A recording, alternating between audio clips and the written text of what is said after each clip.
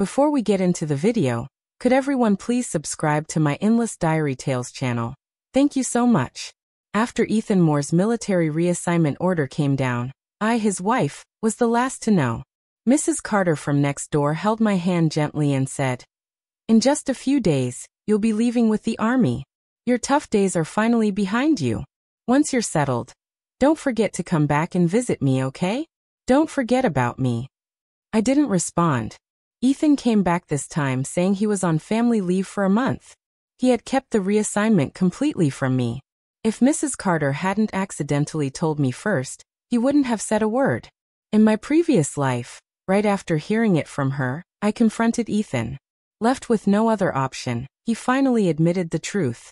Rachel and her son are having a really hard time. She needs a stable job to raise her child. I plan to take them with me first, then come back for you. I was furious. Why? I'm your wife. Why would you take Rachel and her kid first? What does that make me? And how do you plan to explain your relationship with her to everyone else? Ethan was completely speechless under my questioning. Embarrassed and angry, he snapped, "This is just helping someone in need. Isn't that a good thing? As a military wife, shouldn't you support my decisions?" But why should I? When I married him, he had absolutely nothing. Just 2 crumbling straw huts, a sick mother named Gloria Moore, and a house so empty it echoed. No one in the village wanted to marry him. They all looked down on his poverty, and especially his mother, Gloria, who was known for being vicious, foul-mouthed, and lazy. A total burden. But I married him anyway, despite everything. Ethan never sent a single penny back from the army. I toiled day and night in the fields, sweating under the sun just to earn work credits and keep our household going. Gradually, our life started to improve. He got promoted, and suddenly, he had more people to care for.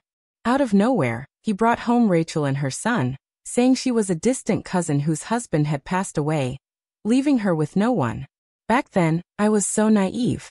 I thought Ethan was just doing a good deed. I believed he was a kind man. But even after his promotion, he never once sent money home for me. Meanwhile, Rachel and her son dressed better, ate better, and lived better than anyone else in the village. People began whispering that Ethan was giving all his salary to her and her boy. Only then did I realize the truth. So when in that past life, Ethan said he was taking Rachel and her son with him on reassignment, I refused. We got into a huge argument. He stormed off in anger. The next evening, his mother, Gloria, suddenly injured her leg and couldn't get out of bed. Ethan came back to me sincerely asking, "Lisa, Mom's hurt her leg and needs someone by her side. Please just stay home and take care of her for now. Once her leg gets better, I'll come back for you." I had no choice. I stayed behind to care for Gloria while Ethan left with Rachel and her son, carrying bags of their things. To help Gloria heal faster, I gave her all the best food we had in the house. Supplies were tight back then. Every day I worked myself to the bone, fishing in the river, hunting wild chickens and rabbits in the mountains just to make sure she had nutritious meals. Gloria couldn't even sit up, so I handled everything. Cleaning her waist, washing her body, and making sure she didn't get bed sores. I boiled water every day to wipe her down, and changed her sheets constantly. I treated Gloria better than I treated my own mother. But what did she do in return? Ethan had been gone with Rachel for a while, and Gloria's leg still showed no sign of improvement. She was still stuck in bed, though that didn't stop her from eating and drinking everything I gave her. I was desperate and sought out a well-known folk doctor for help. That very night, disaster struck. The same Gloria, who had been bedridden for weeks, suddenly led a group of people into my room, where they caught me in bed with Mr. Lee, an old bachelor from the village. That incident destroyed me. My name was ruined. I was insulted, spat on, and shunned by everyone in the village. Gloria, who miraculously could now walk just fine, cursed me every day and hit me whenever she got the chance. She screamed at me to get out, yelling that their house had no place for a filthy person like me. I tried to explain. I cried and pleaded for someone to believe me, but no one did. I felt so wrong, so powerless, but I still had hope. I thought, I've worked so hard for this family all these years. Ethan knows what kind of person I am. Mr. Lee was 30 years older than me, disgusting, wrinkled, and repulsive.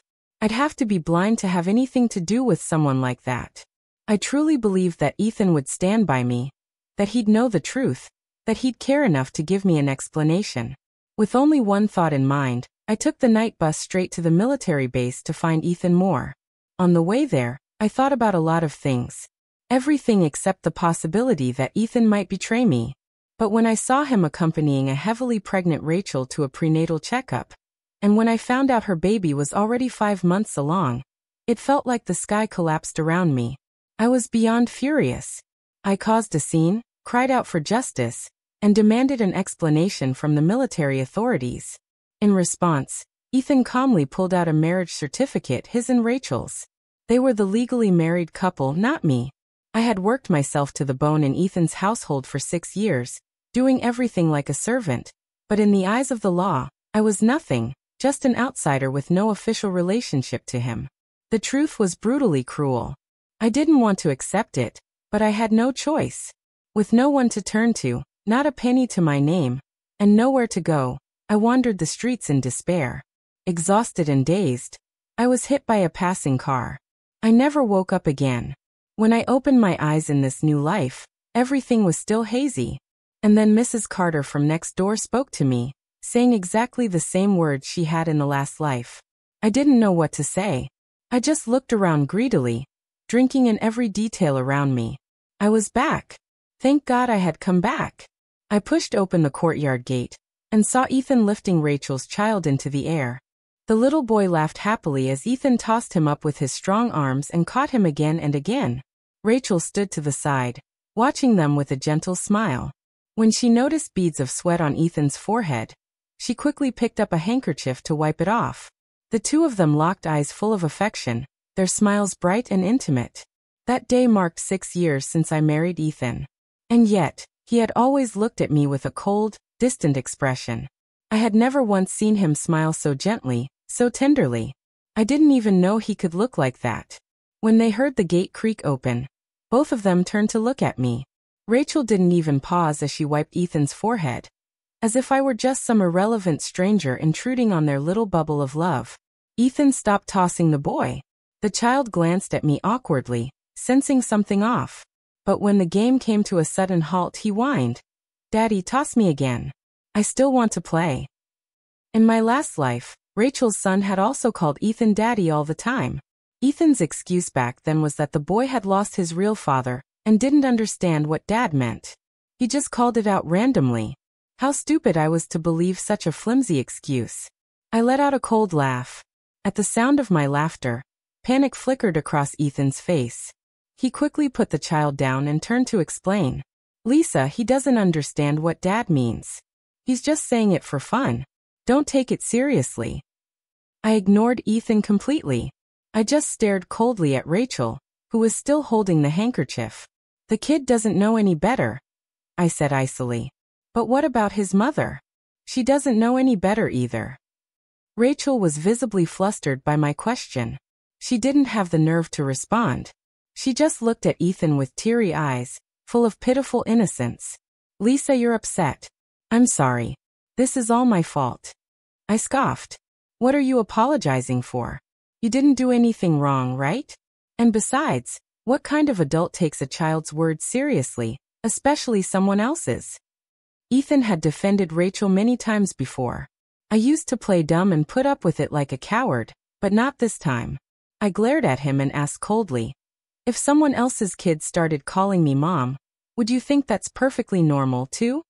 Ethan was stunned into silence, unable to respond. Just then, Gloria Moore burst out from inside the house to break the tension. She scowled at me. "Weren't you going to buy meat?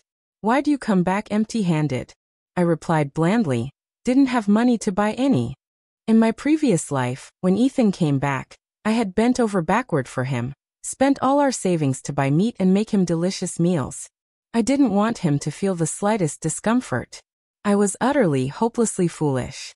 There were 5 people in that house, but I was the only one with a gaunt face and malnutrition. If Ethan had even a shred of affection for me, he would never have just stood by and watched me look like that, like something less than human. In that life, I deserved to be used by all of them. But this life, I won't let that happen again. I won't let this heartless, shameless family take advantage of me. Not even a little. When I said I had no money, Gloria Moore looked even more upset. I saw you leave the house with money. Where is it? It got stolen, I replied flatly. You're unbelievable, she snapped. Why would a thief pick you of all people? Why not someone else? You're just that easy to bully, huh? Yeah, I guess I really do have the kind of face that screams easy target. That's probably why I've been stepped on and used like a doormat all this time. My words caught Gloria off guard. In the past, every time she mocked me, I would just smile and never talk back. That gave her the confidence to keep pushing, keep humiliating me. She got addicted to bullying me. But this time when I pushed back, Gloria was stunned for a moment, then grew red with rage. She stood with her hands on her hips and glared at me. Useless thing. Why are you just standing there? Go cook dinner. You trying to starve everyone to death? I stared back at her coldly. Nobody else in this house has hands. I'm not your maid. If I don't cook, then no one eats. Starve for all I care. Her eyes widened. You've really lost your mind. She immediately turned to Ethan. Ethan, look at Lisa. This is how she treats me. Right in front of your face. Can you imagine what I've had to endure when you're not around? Rachel, ever the opportunist, quickly stepped in to support Gloria. She helped her sit down, gently wiping away her fake tears. Don't be upset, Gloria. I'll make dinner. It's okay. Look how considerate Rachel is, Gloria said, glaring at me. She's a guest, and yet she knows how to help, unlike some people. I laughed coldly. I've never heard of a guest who stays in someone's house for a year and a half. That's not a guest. That's an altar you build and bow to. My words were cutting, and I didn't hold anything back. The whole courtyard fell silent. Ethan looked at me with burning eyes. Lisa, what is that supposed to mean? Don't you think you've gone too far? Apologize now. Apologize. I scoffed. Keep dreaming. I ignored him and walked straight past them into my room, slamming the door behind me to shut out the noise. I had no time to waste on these snakes. I had more important things to do. Ethan had brought back some money this time. In my last life, I was stupid. I kept thinking how hard his life must be out there, and never touched a cent he brought home. I didn't want him to struggle. But now that I know what kind of man Ethan really is, no way am I going to be that foolish again. I opened Ethan's luggage and took out all the cash he had packed inside. I stuffed it into my own pocket. Then I gathered the several pairs of hand-stitched thousand-layer shawls I had painstakingly made for him during sleepless nights and packed them up. With that, I hurried out the door. The courtyard was empty. Ethan, Rachel, and the others were nowhere to be seen, though I could still hear quiet voices from the living room. Soft words of comfort. I let out a cold laugh and headed straight to Mrs. Carter's house next door. Sis here, I said, handing her the shoes. These are for your husband. Let him wear them. She looked surprised. Wait, aren't these the ones you made for Ethan? What happened, sis? I suspect Ethan's been sneaking around with Rachel behind my back. No way I'm letting something I made with my own hands go to waste on him. Mrs. Carter sighed deeply. Ever since that Rachel showed up, people in the village have been talking. Rumors have spread like wildfire. I honestly thought you were just turning a blind eye and planning to tolerate it for life. But it's not too late to wake up. So what do you plan to do now? She asked. I'll take it one step at a time, I said. But I'm not going to make things easy for that heartless bunch anymore. Sis, I need a favor. I stayed and had dinner at Mrs. Wire Carter's house before heading home. When I got back, Ethan was in our room with a dark cloud hanging over his face, clearly waiting for me. As soon as I walked in, he pounced. What the hell is wrong with you today? Did you lose your mind? How could you say those things about Rachel and her son? What exactly did I say that was wrong? I shot back. They've been living off us for over a year, eating for free, doing nothing. Not even one damn meal cooked. Am I just your free maid now? Your family's personal servant? My tone was ice cold and sharp. I didn't soften a single word. Ethan was stunned. He stared at me, confused and thrown off, as if seeing me for the first time. After a moment, he finally calmed himself and said, I have something I need to talk to you about. I have something to say, too, I replied immediately. I'll go first, I said. I used all the money you brought home to pay off our debts. It still wasn't enough. Think of a way to scrape together a few $100 more, so I can finish paying it off. What? You used all that money on debt? How could you owe that much? Ethan stared at me, stunned. You should be asking yourself that, I shot back. Weren't you the one so determined to take care of Rachel and her son? They can't handle the slightest hardship. Every day they need good food. The kid always wants snacks. Rachel needs new clothes for every season. And your mom, she demands meat and delicacies every other day too. I'm the only one supporting this entire household.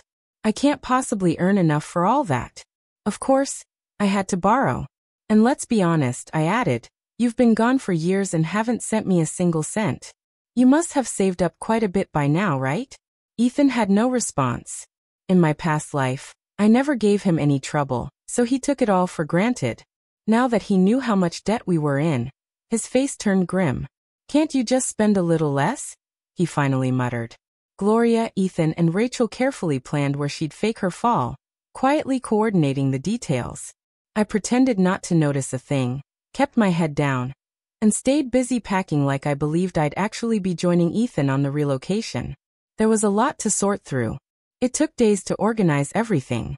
That night, I was still folding clothes when Ethan walked in. He looked at me, eyes flickering. Is everything packed? Did you get it all? Pretty much, I said. So when do we leave? Right as I asked, there was a loud thud outside, followed by Gloria's dramatic scream.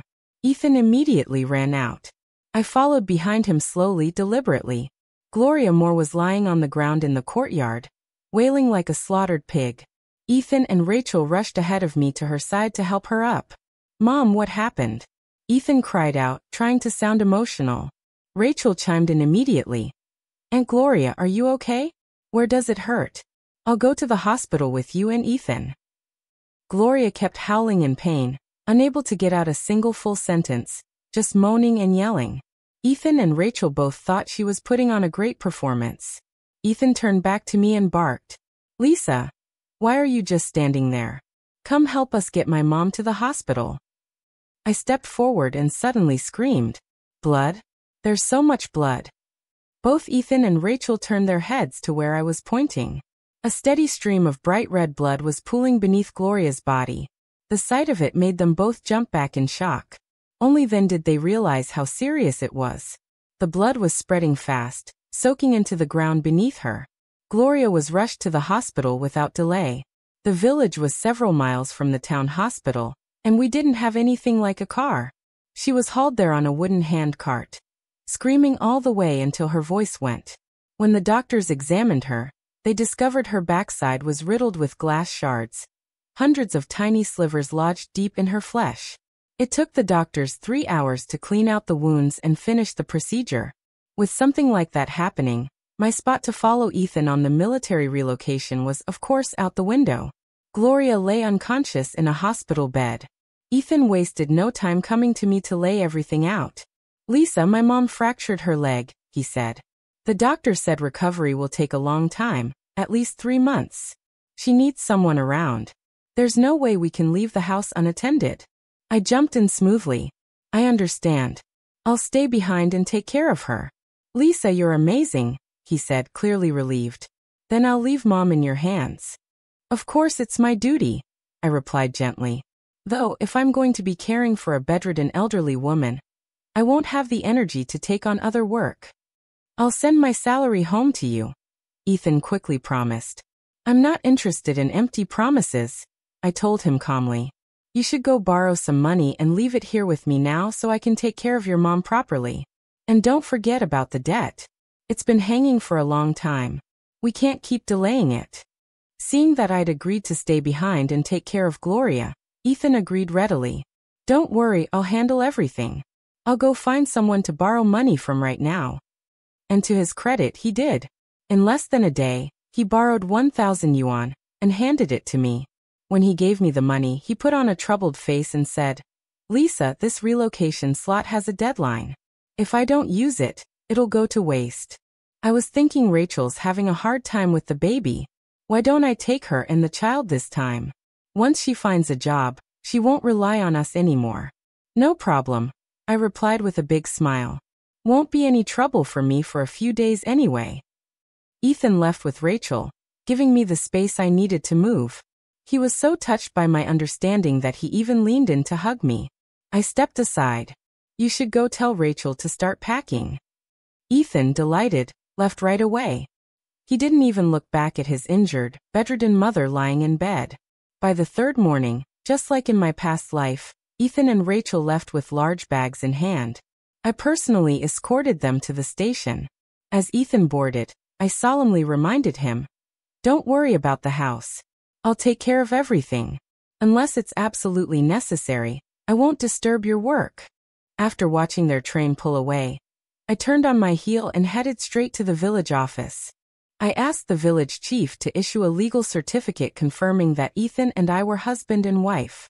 Then I slowly made my way home. Gloria had already been discharged and was lying in bed, groaning and asking me to fix her something to eat. Naturally, I didn't ignore her request. I cooked her a huge bowl of noodles with 2 fried eggs on top. I also added the special ingredient she had so proudly hidden under her pillow, the same sedative she claimed could knock out a tiger for a whole day. Gloria slurped down the noodles happily and quickly dozed off, deeply satisfied. Then I walked out and began screaming at the top of my lungs. "Someone help!" My mother-in-law's collapsed. Hearing my panic cries, neighbors came rushing over. When they saw Gloria unconscious like that, they were all stunned. I put on my best fake concern. She was just fine a moment ago. I just made her a bowl of egg noodles, I told them, panicking. She ate. I went to clean up, and when I came back, she was like this. Someone nudged Gloria a few times, calling out to her. She didn't make a sound. No groan, no movement. Everyone around us was completely baffled. "This might be something supernatural," someone whispered nervously. "Do you think so?" I asked, pretending to be frightened as I fumbled around the bed. Then, accidentally, I pulled out the small pouch Gloria had hidden under her pillow. "What's this?" I asked aloud. Everyone turned to look at the bag. Someone opened it, sniffed the strange aroma inside and frowned. "What's in here?" Another person took it and gave it a whiff. No one could quite identify it. Then one after another, the people who had smelled the pouch collapsed to the ground just like Gloria, unconscious and unresponsive. Now everyone was truly terrified. People ran off in all directions, calling for help, looking for a doctor. The entire scene felt cursed. Everyone believed that something evil was inside that bag. But I didn't believe in curses. And I wasn't about to let this moment go to waste. I grabbed a wooden cart, hoisted Gloria onto it, and dragged her out of the courtyard. By then, the crowd that had gathered to watch the spectacle had scattered. No one dared help me after seeing others faint just from smelling the bag. They were convinced something dark and dangerous was involved. Exactly the effect I wanted. As I dragged the cart down the village path, I wailed and cried, putting on a show. When I reached a steep slope and saw that no one was around, I stopped walking. Then I shoved the cart forward with all my strength. I watched as Gloria's limp body rolled off and tumbled straight into the ditch below. I jumped down after her. She was still unconscious, lying motionless in the dirt. I picked up a heavy stone, raised it above my head, and brought it crashing down on her leg. If Gloria liked pretending to be crippled so much, then I'd help her make it permanent. I smeared her blood onto my arms and clothes, then started crawling out of the ditch, howling at the top of my lungs for help. Soon, villagers from the next community over arrived. They helped me lift Gloria out and rushed her to the hospital. Both of her legs had been shattered in the fall. The doctor didn't hesitate. Amputation was necessary. There was no saving them. I waited outside the operating room all night. When they wheeled her out the next morning, now legless, I wept loudly and went straight to the post office to send a telegram. "Mother gravely ill. Come home immediately." At the same time, I mailed a letter I'd written long ago. A report to Ethan's commanding officer. Gloria finally regained consciousness on the third morning. Her cracked lips whispered, "Water." No one responded. She struggled to sit up but couldn't feel her lower half. Something was wrong. Panic rising, she flung off her blanket and looked down. Her eyes landed on two empty stumps where her legs used to be. A blood-curdling scream tore from her throat. I opened the door and stepped inside. You're awake. My legs? Where are my legs? Lisa, tell me what happened to my legs. Your legs? I tilted my head. Weren't they already broken? Don't you remember? No. No. My legs were fine. They were perfectly fine. How could they be gone just like that? Mom, are you confused again? I said softly. You broke your legs before Ethan left. Everyone knows that. It's no secret. No, that's not true, Gloria gasped, her face twisted with pain and rage. I had both legs before. They were fine. Oh, I said calmly, cutting her off. You're wondering where your legs went? I let out a long sigh. Well, that's a bit of a story. You were in bed that day, couldn't move, and said you were starving. So I made you egg noodles with 2 fried eggs. After you ate, you passed out. I panicked and loaded you onto a cart to take you to the hospital. On the way, I slipped and the cart fell into a ditch. You tumbled down and hit some rocks. The doctor said there was no choice. Amputation was necessary to save your life. So, that's how your legs disappeared. You stammered. What? I asked, blinking innocently. You want to ask why I'm completely fine? Honestly, I've been wondering the same thing. Maybe I'd done too many good deeds in my life. Maybe heaven finally decided to bless me. I watched Gloria Moore's expression with great satisfaction, then slowly said, Mom, how have you been so unlucky lately? First, you broke your leg in the courtyard. Then, your backside got filled with glass shards. Could it be that you've done something wrong and offended the heavens? I lowered my voice and added, I overheard a few other patients' families whispering. They said, when something like this happens, it's usually divine punishment for bad behavior. Gloria was absolutely livid, her face turning red with rage. Oh, come on, I said with a smile. You being angry? Totally understandable. I don't believe in retribution either. I think it's all just coincidence, you know. I continued, drawing it out. It really was a coincidence that your backside ended up full of glass. The truth is, I broke a few glass jars that day and swept the shards to that spot by the wall. I hadn't cleaned it up yet. I never imagined you'd be so unlucky as to fall right there and land square on the pile of glass. I paused, then said, Unbelievable, right? Gloria's hand trembled as she pointed at me, trying to speak, but she couldn't get a word out before her breath caught, and she passed out cold. Ethan rushed back 2 days later, dusty and exhausted from travel. When he saw his mother lying in the hospital bed with no legs, he froze. What happened? How could this happen? He kept muttering. The moment Gloria saw Ethan, it was like seeing her savior. Son, it was her. It was that vicious woman, Lisa. She did this to me. She made me lose my legs. Mom, what are you saying? Ethan's face twisted in confusion. Why would I ever do something like that to you? I raised my voice, pretending to be deeply hurt. Everyone in the village knows how I've treated you these past 6 years. They've all seen what kind of life I've lived and how much I've sacrificed for this family. You broke your leg on your own. You can't just turn around and accuse me of something I didn't do.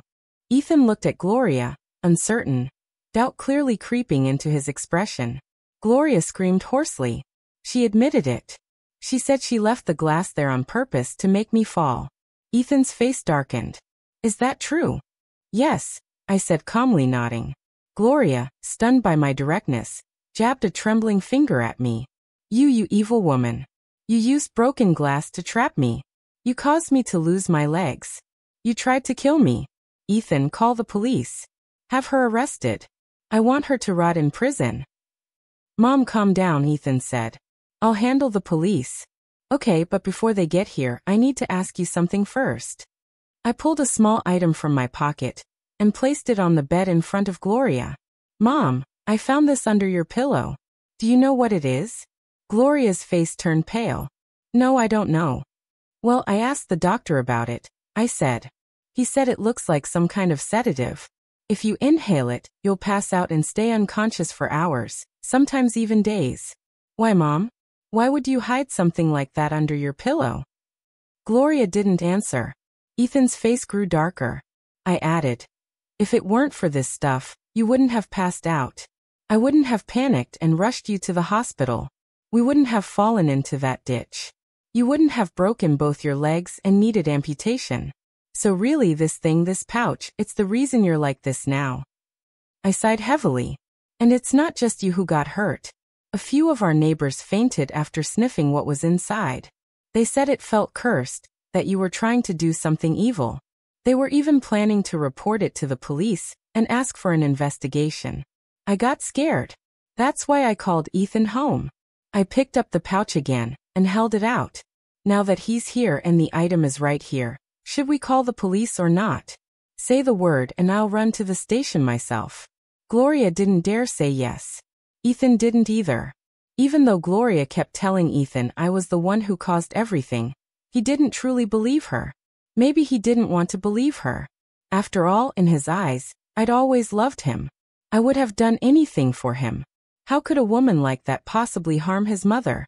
What good would it do me to hurt his mother? Ethan Moore's biggest concern now was how Gloria would survive without legs.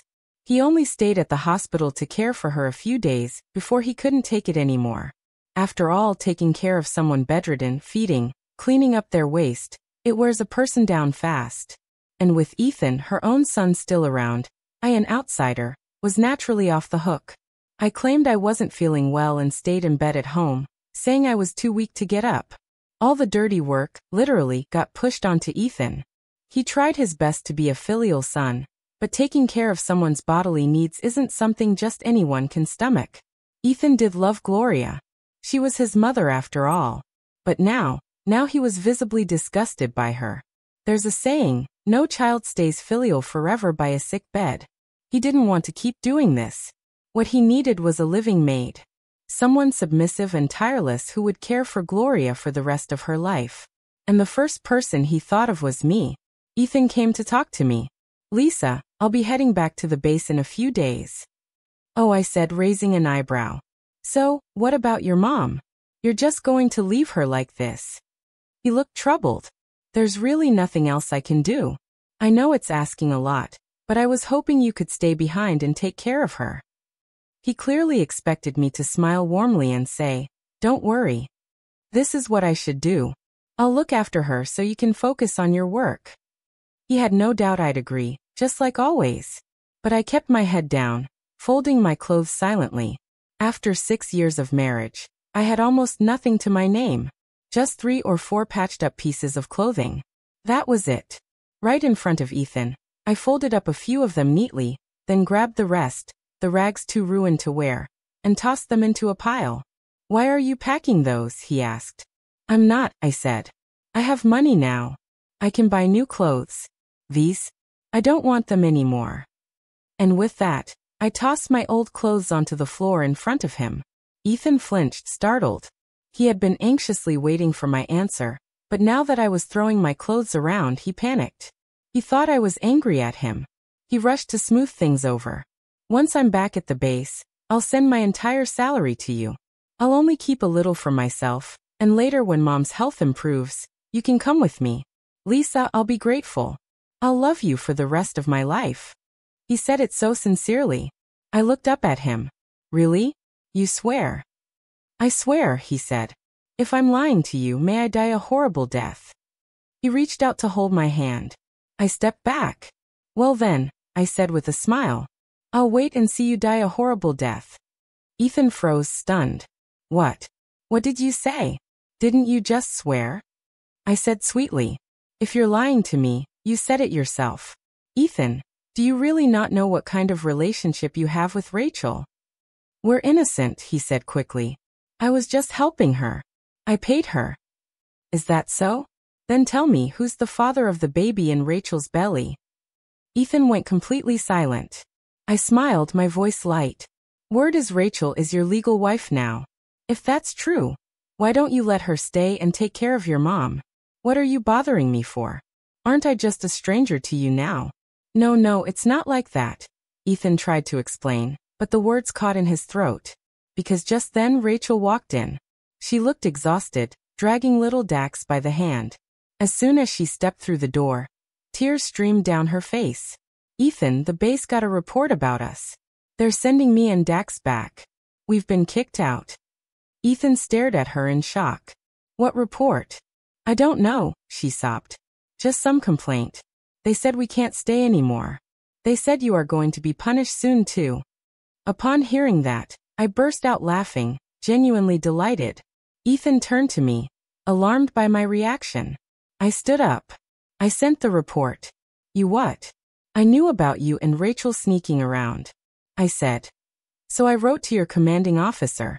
I even got a signed letter from the village chief confirming that you and I are legally married.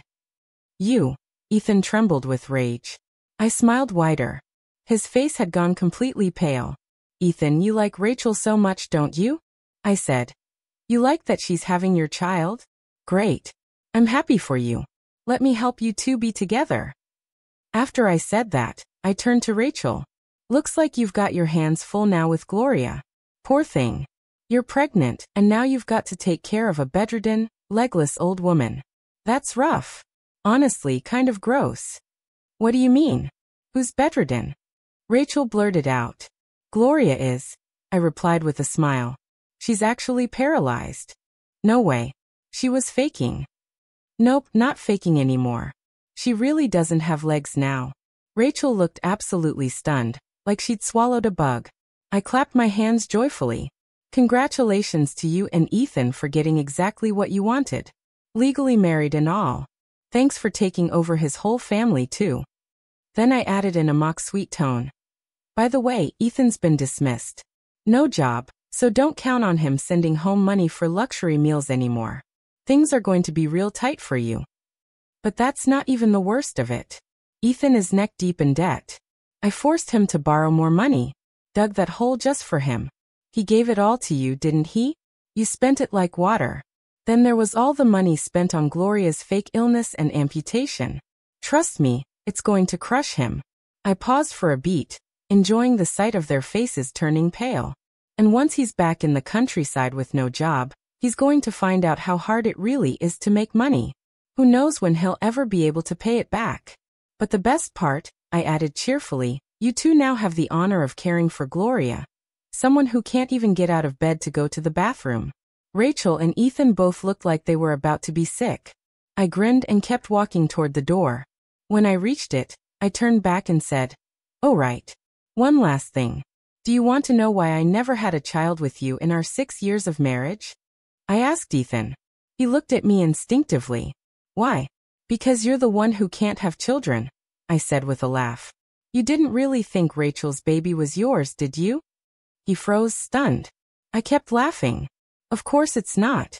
That baby belongs to Mark, our village's second-rate scumbag. I saw Rachel sneaking into the mountain caves with him with my own eyes. I turned and walked away, still laughing. To be honest, I didn't know for sure whether Rachel's child was Mark's, but I definitely saw the two of them sneaking off together. That was enough for me. After everything that had happened, there was no reason for me to hold anything back. When it comes to enemies, I believe in going all in, whatever brings the most satisfaction. With the money I'd run out of Ethan, I headed south to start over and carve out a life for myself. The road ahead wasn't easy. There were hardships and setbacks. But I was tough and I worked hard. When the winds of reform swept across the country, I was one of the first to seize the opportunity. I built a thriving clothing business. I opened more than 10 stalls. I bought a big house. I drove my own car. I even married a man who loved and respected me. Time flew. Before I knew it, my child was already 12. I hosted a birthday celebration for him at a high-end restaurant in the city. I never expected to run into someone from my past there. Rachel looked nothing like her old self, gray-haired and hunched over. She was working as a janitor, cleaning the restaurant carpet. I walked down the corridor in high heels, my hair curled into soft waves. Rachel looked up and our eyes met. She stared at me in disbelief. "You Lisa, you're rich now?" She blinked rapidly, then narrowed her eyes with bitterness. "This can't be real." I looked at her coldly, her hair a tangled mess, her figure bent, her body shriveled by years of hard labor. "You must have married some rich guy," she spat. "Look at the way you dress. You're probably just some fancy escort. That's the only way a woman like you could have money." Not everyone's like you, I said flatly. I don't need a man to survive. I left Ethan and I rose anyway. You left a man and turned into this, she snarled. This is all your fault. If it weren't for you, I would have stayed with Ethan. We would have built a good life in the army. It's you. You heartless, shameless woman. You're the reason Gloria lost her legs. The reason Ethan lost his job and the reason you left a thorn in his heart. Rachel screamed at me, her voice full of hate. It's all because of you. Because of your lies. Ethan started doubting that the baby was his. He said the baby's eyes looked just like Mark's. He kept accusing me of sleeping with Mark. He got drunk and he fell and killed my baby. Oh, I said casually. That's unfortunate. Her mouth dropped open. How can you be so cold? Do you have any idea how much I've suffered? Rachel cried. He hit me, screamed at me, insulted me every day. He made me care for that old witch, Gloria, feeding her, cleaning up her filth. And if I ever complained, he beat me black and blue. She wiped away tears and muttered, he said, if Lisa could do it, why can't you? When he was with you, he was already sneaking around with me behind your back. But after you left, he couldn't stop thinking about you. Every day he talked about how good you were. Then why didn't you leave him? I asked coldly. Can't survive without a man? You think I didn't want to? She yelled. I had a kid. I wasn't free like you. Her voice cracked into a furious roar. This is all your fault. You made my life hell. That bastard Ethan killed my baby. He pushed me while he was drunk, and the baby died. And then he crippled my other child. I blinked. Oh, that's unfortunate. You heartless. Rachel hissed. Ethan was executed, she said after a pause. He got the death penalty, left me with all the mess. Is that so? I said with a sneer. Sounds like you've had it rough. There wasn't a trace of sympathy in my voice. I'm a mother, Rachel continued. I couldn't abandon my child, but no man wants a woman with a disabled kid. So I ran around for years working like a dog. Now you see me like this. Does that make you happy? I looked her straight in the eyes and answered honestly. Yes, it makes me very happy. I hope your life stays exactly like this forever, lifetime after lifetime. And with that, I turned and walked off in my heels, leaving her screaming in rage behind me. It was just impotent fury, nothing to fear.